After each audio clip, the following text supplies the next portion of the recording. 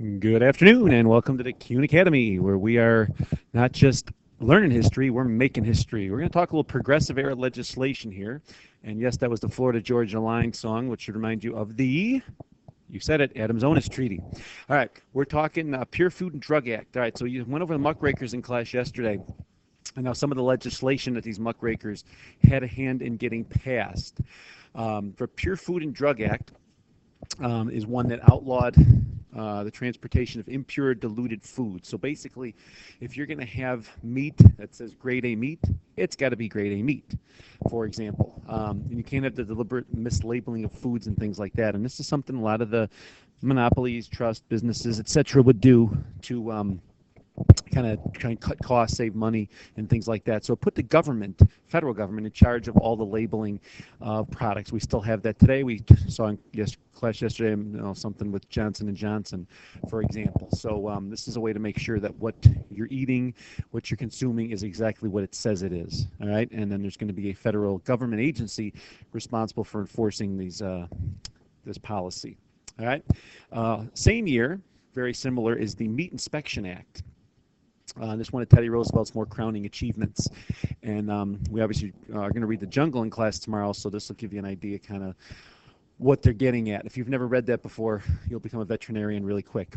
This required the federal government to inspect all the meat and process the safety conditions and things like that. So whatever meat, however it's handled, it's got to usually be with gloves on. The employees have to be clean.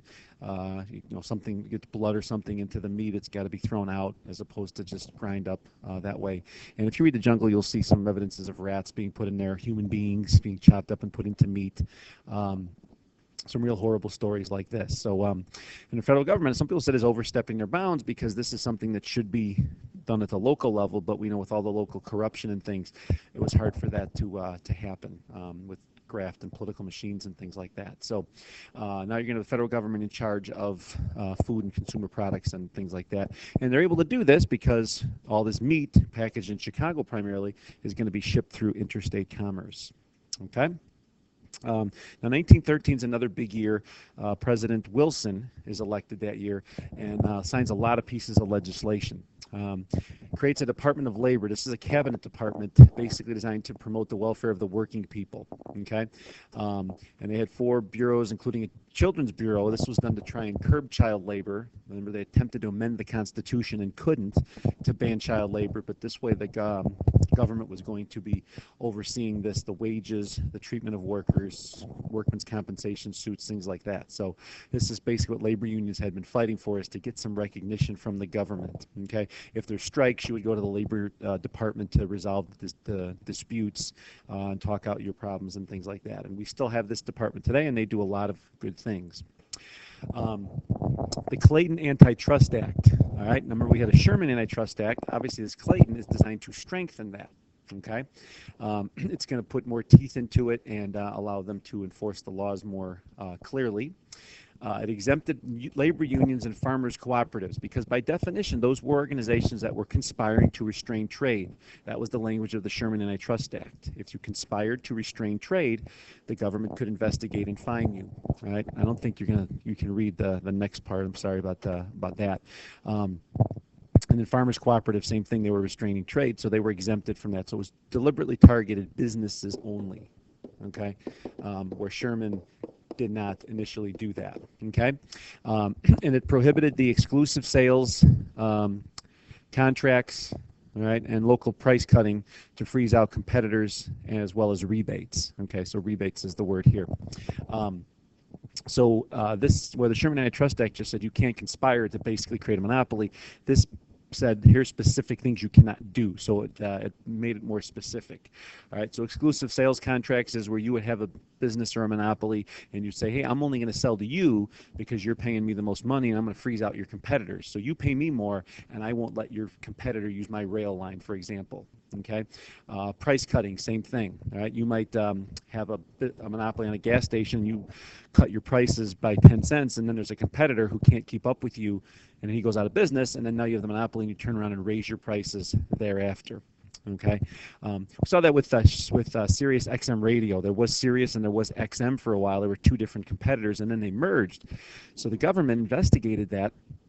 to see if that was an illegal merger, because what they were worried is that they would combine companies, be the only satellite radio producer, all right, and then now that they have the monopoly, start raising the rates. But the government allowed that to exist because they didn't view satellite radio as an exclusive monopoly. You have iTunes, you have iHeartRadio, stuff like that. So there's other ways to get your music and information. Then a rebate is I'm just going to overcharge you and then all your competitors, but then give you a rebate because you're doing business with me, which is going to make it easier for me to put your competitor out of business. So that's kind of how these trusts were really strong, and this was designed to stop that. Okay?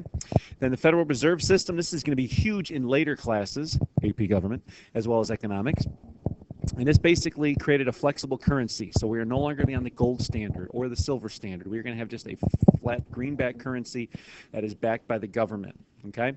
And there's going to be 12 regional banks that are going to be split up. If you look on your dollar bills, you'll notice where those banks are. They're going to set the interest rates. They're going to set the discount rates. That's basically the rates that banks can borrow money from the government for, and then the banks turn around and loan that money to you. So the government plays with that, kind of raises and lowers the interest rates. If you want inflation, you want people to spend more, okay, then you're going to lower interest rates. But then if you want deflation, if you want to take money out of circulation, you're going to lower the interest, or raise the interest rates. And by raising them, you're going to, there's the bell, I'm sorry. By raising interest rates, you're going to encourage people to invest money, which takes money out of circulation. And this, led by a local board of governors, is key because the president's going to appoint these people, and then they're going to have long terms longer than the president. So it's going to remove the politics from the money issues. All right, a couple more.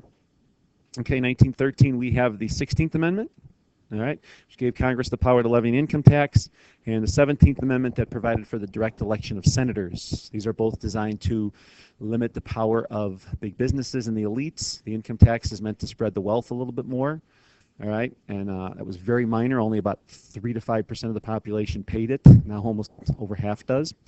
And then this allows the people to directly elect the senators and take the power away from the state legislatures that had been doing it. So these are things the populists initially pushed for, and the progressives eventually got implemented. Then in 1919, the 18th Amendment is passed, prohibiting the manufacture, sale, and transportation of liquor, and that'll be repealed in 1933. We're going to talk more about that in our chapter on the 1920s, okay? But we have 3 main progressive amendments, one more on women that'll be followed in the next video that I will be recording shortly. All right, have a wonderful evening, and we'll see you for part 2 if you can stand listening. Thank you for listening to the CUNY Academy, where we are not just learning history, we're making history. Hammer and a nail.